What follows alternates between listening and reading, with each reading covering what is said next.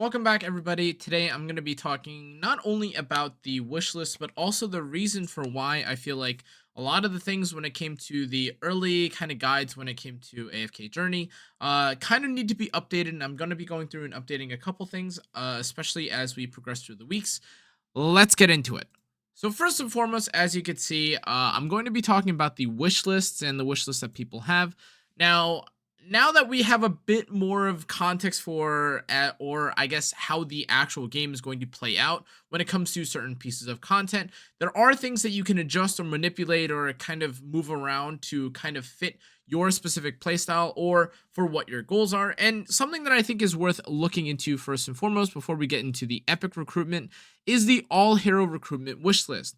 Me personally, I do still think that characters like Corrin and Merrily are still really strong. However, I did originally say that I think you could have potentially put Lucius in here. I definitely don't really think that Lucius has much value now, especially with how much cheesing or how much value you get out of a character like Brutus, or even characters like Antandra, who for me have found themselves to be much more impactful, especially just because, I don't know, she can just randomly come onto your account. That's great. In any case, even if you aren't using a character like Lucius, I do think that you can maybe facilitate certain fights by using a character like Coco, letting your Ceccia take a few hits, spread the damage across certain characters. All of these things I think are much better in my opinion than trying to invest in someone like Lucius. And if you haven't seen the new Primal Alpha Bear fight, Corrin does a lot of damage, or not only just damage, but also has a lot of utility and value there. So I think that specifically for that, I think that Corrin is much better. And I have also been seeing the resurgence of, or I guess the more prominent appearance of now Merrily, who does an insane amount of damage as well, but doesn't really have much utility because she is a much more specifically selfish high DPS. She feels a lot like Odie in the sense that he does both of them, I guess, do a lot of damage to specific one boss only kind of encounters. And although Odie is also pretty good in climbing certain AFK stages, or even I should say the Abyss stages, I do think that I guess in a sense Merrily just has higher potential, or no one can really beat Odie, so you would kind of just pick the two together because she's like the second best in terms of DPS. That being said, I do think that in terms of not only being a faction specific or having the specific Lightborn faction bonus, assuming that you want to use someone like Rowan, she does also have the benefit of, again, not being in the same Mauler slot, so it's not like you could always forcibly get Odie, you can also get Merrily too. Okay, long story short, Odie's OP. That aside though, in terms of the characters that I've kind of swapped out in the Lightbringer or the Lightbearer specific faction, Vala is now available should you desire to put in Vala instead of a character like Temesia. I will say though that for a lot of AFK stages and even for PvP, I found the most success pairing Vala and Temesia together. And although I do still think that Rowan has a lot of value in most AFK stages, because a lot of the times you're just trying to get out as many Coco ultimates, or get Smokey to ult faster, or use your Odie to heal, or to cast all of his spells faster. It does feel like Rowan still has good value, but if for whatever reason you do think that, or if you didn't end up pulling for Vala in the past and you want to have access to a backline nuker and stealth character, you could definitely see value from putting in a Vala instead and trying to pair that with the Temesia. That being said though, I do think that Temesia is one of these characters akin to a character like Iron or things of this nature, where though they may shine or they may be pretty impactful early, they get really crazy once they get their exclusive equipments or their exclusive weapons, and you start getting more levels specifically into them. For Vala, personally, I feel like once she goes invisible and she can't be hit by other targets, once she eliminates a backline target, I think that's when she really starts apexing. And although it doesn't feel that good to pick Vala because she primarily lends herself to be a character that does a lot of damage when you're below 50% health, she still has good value, again, in stunning and doing good damage and being able to just sometimes snipe the 1 DPS target team composition. All very viable, but that's my Lightborn. For the Maulers, I think in terms of being updated, I still think that Brutus has good value in being the one copy kind of king. However, after you've gotten a certain copy of, or after you've gotten one copy of Brutus, I do think that Shakir has good value. Again, in the past, I had maybe seen a character like Lamont or like this Riz character as being maybe not the worst options, and it doesn't, it didn't necessarily feel like you needed to pick Shakir. But after getting plowed by Snowplower or Snow Stomper, whatever his name is, 1,000 times, I do think that Shakir is good value, and especially if you're pairing a character like Shakir with Raynor, where you can push a character to the front, someone like Odie, so that you're in range of Shakir's damage aura. I think that that combo is pretty strong, though maybe not the most meta pushing composition of all time. For Dream Realm, I do think it's pretty decent, especially if you randomly already have been getting, random Shakirs anyway. And honestly, your other choices of Lamont, Riz, and Brutus don't really serve that great a purpose, especially with Brutus, who at Supreme Plus gains 1 additional second of invincibility. Okay. In any case, the other slot is indisputable. Odie, or apologies, Smokey is so insane for healing, also provides a decent amount of utility with the damage increases. Not much to say about this character. He's the goat of healing, and the limitations in terms of his healing range, not really relevant because most people just clump their characters together. Now, this is where it gets a little bit interesting. Now, I have seen a lot of people that, of course, are going to use Odie, and he's the primary slot for the Maulers, but I have seen a decent amount of Entendre usage, especially when climbing, alongside Coco usage. Now, unfortunately, you don't have the luxury of having both of these characters here, which feels a little bit bad, but I have seen that even while not at max rank for the Entendre, she does have good value in providing a little bit of tankiness and then provoking, which again allows you to sometimes throw out your CCs, Mr. Carlisle, allows you to get out another Odie poison, or get off Smokey's healing. Now, it feels a little bit tough for me to say whether or not you would rather have someone like Coco or the Entendre, and that's not even talking about, honestly, Satrana, is that her name is? Satrana, yes, and Kruger, both who, in my opinion, have some usage in some cases, but Kruger especially, I think, definitely has usage if you are pairing him specifically with Cecia. But I do think that for most meta Dream Realm clearing team compositions right now, it isn't really necessary for you to have the Kruger, though I will say that in terms of actual value, if you do end up running a high physical damage focus composition, Kruger does defense penetration, and that's just fine. However, as the final, like the PS to this kind of disclaimer, Kruger does, while Kruger does reduce defense or physical defense, so does the Thorn, I believe. I believe one of his skills, which one is it? I want to make sure I'm not trolling. Am I tripping?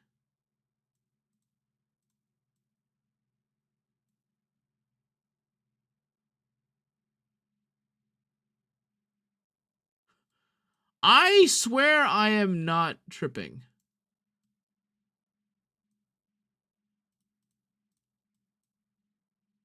Huh.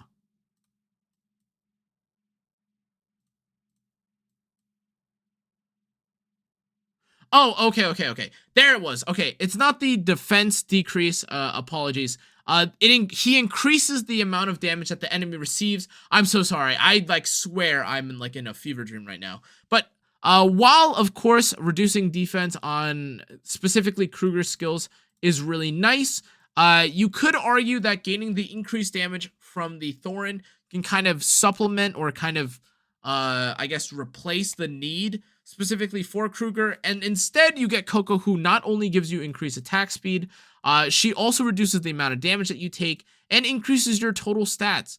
Now again, if it weren't already apparent, gaining life drain is pretty nice because while you're in between turns waiting for, or in between durations of waiting for, a character like your Smokey to heal or your Raynor to heal, you sometimes just need the life drain. And in terms of value, I definitely can see why a lot of people would lean and crutch on Coco. I myself am a Coco believer. So that, in my opinion, is why you could definitely see more value in picking Coco over the Kruger. Although, again, if you do find yourself trying to, I guess, use someone related to Kruger, I don't know exactly what the team composition would be. But if you are going to be using someone like Kruger, you may miss out on faction bonus, because if you want Odie, who is undoubtedly the highest single damage source for Dream Realm, hands down at this point. You then would pair him with Kruger, but Kruger doesn't pair well with Odie because their damage is different. Odie is magic, whereas Kruger is specifically the Mauler. But then if you want to pair again Thorn alongside the Maulers, or if you want to get like into it a little bit, well then you need Ceccia. But then it kind of feels a little bit weird because you have magic damage already. It's a lot of complication, and especially if you're trying to use someone like Rowan, or if you're trying to use any of the new characters for damage, whether that's Merrily or Corrin to protect yourself, any of these things, it kind of, you start dipping into like a random amount of specific faction bonuses, sometimes not even getting a faction bonus at all. Long story short, I think that Kruger, though viable, is not quite as impactful in my opinion, especially for climbing, compared to Coco. I would specifically keep Coco for Maulers, and that's, in my opinion, one of the biggest changes that I kind of noticed, or I guess I kind of argued or debated for between now and my last hero wish list. But then, in terms of the new hero wish list for Wilders, I do think that I found an absolutely ridiculous amount of value in Grandma Donnie on my other account. That being said, she gets absolutely blown up without Mythic Plus. And even with her right now on my other account at Supreme, it feels like she gets blown up. And ultimately, what I've kind of found is that right now, in terms of tanking, it feels like if you can survive, or if you can attach a Thorin with your or with his exclusive equipment or his Mythic Plus capabilities to a DPS or a damage dealer behind him, it feels like Thorin is going to be great. But assuming that the enemies do so much damage that Thorin ends up getting one shot, I end up just kind of fixating on someone like the Brutus or the Entendre to kind of survive. It doesn't really feel like there's any other tank that quite does what Brutus or Thorin do. Either Thorin for doing damage and also, again, having double lives, or Brutus because you are guaranteed basically 5 seconds not to die. That being said, though, I think Grandma Donnie is really good. That's not to undersell her, but I do think that Brutus and Thorin are absolutely crazy, just not only as damage dealers, but also, again, as, I guess in their specific niches. It feels like Thorin covers everything that Brutus doesn't, and Brutus everything that Thorin doesn't. But assuming that you want the faction bonus, I could definitely see why you would pull for the Grandma Donnie. That being said, I do think that if you aren't using someone specifically like Smokey and you're trying to run a Wilder composition, you are going to need a healer. And it feels like Huan is super, super crazy once you gain access to her ultimate generating capabilities being increased. Now, this is where it gets a little bit tricky, because ultimately right now, I do feel like both of the Wilder DPSs have kind of been power crept. And just as I just realized I didn't mention it, but if it weren't clear enough, Iron at Mythic Plus is absolutely ridiculous. And while maybe Byron is okay as a damage dealer, I've seen too much value from the Mythic Plus double ultimate shenanigans. Sorry, brief note, let's go back to the A level characters. Now, the thing about the Wilder A level characters right now is that Damien feels like he's more of a PvP focused character, or in certain situations for climbing and very specific Wilder compositions, you can use him, and the other characters are kind of like whatever.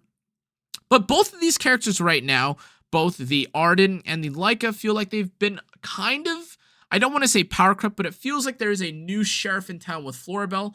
Floribel, although maybe not the goddess that replaces a character like Ceccia, especially because you get Ceccia for free, does feel really good, especially for Wilders. She by far out DPSs any of the Wilder DPSs, whether that's in Legend or if you're just using her for her faction bonus. But in case you are using like Ceccia, or you are using someone like Ceccia for the Graveborn Wilder composition, you could maybe argue that you don't really need to pull for her. That being said, though, if you don't already have a copy of Floribel, I definitely consider pulling for her, especially because, I mean, the only other things that you'd be using your diamonds are is, I don't know, saving or pulling for more general banner characters. But in that case, I think that trying to get more copies for a specific Wilder-based team composition, whether that's for PvP, for PvE, or for any specific kind of climbing competitive ladder, I think that Wilders have great value. And whether or not you feel like Floribel is really good, it is inarguable at this point that running some form of Wilder composition with Iron, with, again, Huan, or, Arden, whatever it is really, really obnoxious. even in the Igor Damien Graveborn Wilder composition, it feels like you are going to have to fixate on getting some form of Wilders. So why not receive the, I guess, the rest of the faction bonus by now investing in a character like Floribel? That being said, again, this isn't really focused or fixated on the rate up banner. This is just in terms of the hero wish list. And the point of me bringing up Floribel is that now it doesn't quite feel like the question of whether or not you need Leica or Arden is so important. It's kind of now, if you want, you could replace a character like Leica or the Arden with the Damien if you're trying to squeeze into PvP. That being said, the Wilders have traditionally always kind of looked like this. At worst, you change out a character like Hewen with Grandma Donnie in case if you, again, aren't really too worried about the smoky. But as you guys are probably aware, if you are past the 700 stage now, there's 2 team compositions that you need to draft specifically for AFK stages. So having an additional healer in general doesn't hurt. And I'll tell you right now, Rowan is not good enough by himself until you basically get to Supreme Plus. Or if you don't pair him with a character like Coco, it feels bad. I would definitely consider Hewen for sure if you haven't already. And finally, in terms of the Graveborns, I think that though characters like Cecia and Doran are, of course, the GOATs, especially for early game, a lot of you guys are probably now familiar with the Igor defense that is extremely, extremely annoying in PvP, and just how OP Carolina is. Carolina not only does a literal, load of damage, maybe not the most in the game, of course, but tons of damage paired with crowd control and also being able to synergize well with the Graveborn Wilder composition where you get just to, you get to just CC everyone. You get to blow everyone into a circle with Iron. It feels really good. And although you do need multiple copies of the Carolina, keep in mind that this is an updated hero wish list. So if you are at the point where you can start now navigating or moving your characters off or seeing if it's actually worth it for you to go beyond something like Mythic Plus on a character like Cecia, you can maybe alternatively try a character like Carolina. Or if you are going to be looking at the later kind of test that I have that talks about the epic hero list, I do think that Carolina is definitely a character that's worth putting on, especially if your Cecia is maxed already. But that's likely not a lot of you, so you can kind of worry about that later. But ultimately, for the A-star level characters, nothing has changed. They're all kind of meh. I do think that on occasion you can see Viperion have use, but honestly, whether I'd rather use Viperion over Cecia, kind of unlikely. Though they do sometimes have different niches, in which case I have definitely used Viperion in the past, and you, of course, are going to need an additional DPS when it comes to legend climbing, so always keep that in mind. However, the final thing I want to mention is that you really cannot sleep on Thorin, and that's kind of the sentiment that's been regarded when it comes to picking him and using him, but as a really big PSA, and kind of just my anecdotal experience, if you are encountering a stage where Thorin just goes down immediately and then the enemy dogs or whatever assassins just run past your Thorin and start attacking your backline, it is okay to bench him. Believe it or not, there are certain fights, and a lot of people will actually see certain records where rather than even having Thorin, you have a team composition involving things like Entendre and Brutus, specifically because Thorin sometimes just can't survive long enough. And even if you have a Supreme Plus Thorin, if you are punching up 50 or 60 level difference between yourself and the enemy opponent, Thorin can't survive no matter who you attach him to or how much healing he has. So in those cases, it is okay to remove him. Just remember, again, he does a lot of damage himself because of the reflect and the damage increase.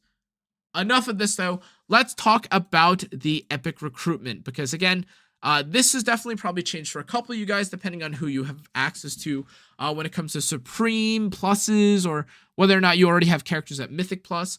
Based on what I've seen, though, although the Rowan is definitely nice at Mythic Plus, I do actually find that in terms of needing more copies and wanting to scale into the later game, if I had to change my initial kind of experience here, I would definitely actually want to get more copies of Iron and Carolina early, because once you hit a certain stage in both AFK stages and the Abyss, every single record composition that you will end up seeing involves some combination of Graveborn and Wilders, whether that's Thorin, Carolina, Iron plus, Hewen, whatever the composition is. It feels like There is insane value, again, just from having the crowd control. Now, I've seen how the encounters go. It's a lot of CCing, and things like this are definitely locked behind the Mythic Plus. But if you do want to get a head start on these characters' imprints, I do think that it is worth pulling or putting on your hero choice for multiple hero copies.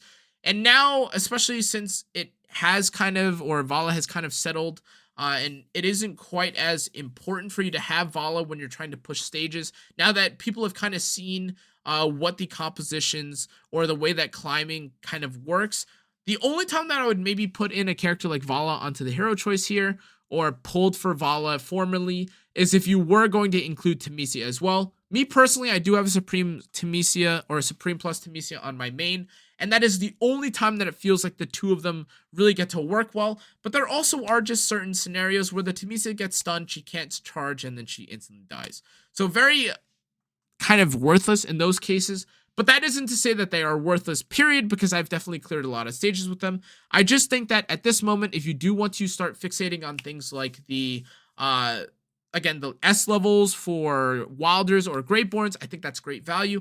And only and exclusively only if you are a Giga Omega Whale, you can start looking at A levels, but I'm sure you didn't even need to ask me for advice. If you are a Giga Leviathan Whale and you've got everything in the game, you can of course always move A level characters onto here, and getting someone like Odie, you know, your Corrin, your Kruger, your Arden, whoever you want is fine. Just don't take my financial advice about it. I'm sure you know better than I do because you're a millionaire. And anyways, or in any case, guys, again, the other characters that I still have on the list, Smokey, still remaining, Cecia, still remaining. They have great value, especially early, into mid, into late. Cecia does feel like she falls off a little bit more towards the late game, especially with the introduction of, again, like Carolina compositions and things like, Florabelle, or if you're running certain compositions with Odie that just seek to protect or, protect the Odie and then allow Odie to execute every character with his Mythic Plus exclusive equipment. Outside of that, though, guys, I haven't really changed much else to the hero choice. Again, the biggest change I would say for me is that now that I've gotten a copy of Brutus, I definitely want to be prioritizing a kind of wilder composition. And now that I've kind of saved these, I'm going to use some of my tickets. Hopefully I get something good, guys. Please pray for me. And with just one gold, honestly, 2 golds would be very... Okay, Arden and Leica. Not the most insane thing in the world. I don't really need Damien imprints right now either because this account is not super fixated. And okay, well, I'm just going to get 1,000 Leicas, I guess. And I think she's literally mythic now. Anyways, that was my other Odie, which is really important. And I got absolutely nothing. Well, I didn't pull Florabelle yet on this account, so maybe I will continue using Arden for now. But as you saw there, guys, my Leica is now legendary. That is terrific. Maybe I could do my legend trial more. But those were my pulls, and that was my wish list. Thank you again for everyone who watched, though. And yeah, so long story short, guys, things have definitely been changing when it comes to AFK Journey. A lot of you guys are now getting towards like at least I would say the early of middle, or middle to maybe early of end game. I would argue that maybe the AFK or the Abyss Tower starts to hit like the end game. If it's not, and I'm misinterpreting things based on the PTR, well, congratulations and welcome to, I don't know, the end of early game, which feels kind of crazy because feels like we had to do a lot of grinding to get there. But in any case, guys, thanks again for watching. Thank you again for supporting all my AFK Journey content. If you enjoyed, make sure to like, comment. Let me know what you think of your or my specific wish list. If you have any changes, feel free to let me know, but please don't shoot the messenger. I'm just here to give you guys information. Anyways, thanks again for watching. I hope you guys tune into the next one. Make sure to check out the rest of my socials. As always, guys, I have a big surprise that's coming in now 2 days from when this should be uploaded as well. Hope you guys enjoy. Hope you guys learned something. I'll see you all next time. Good night.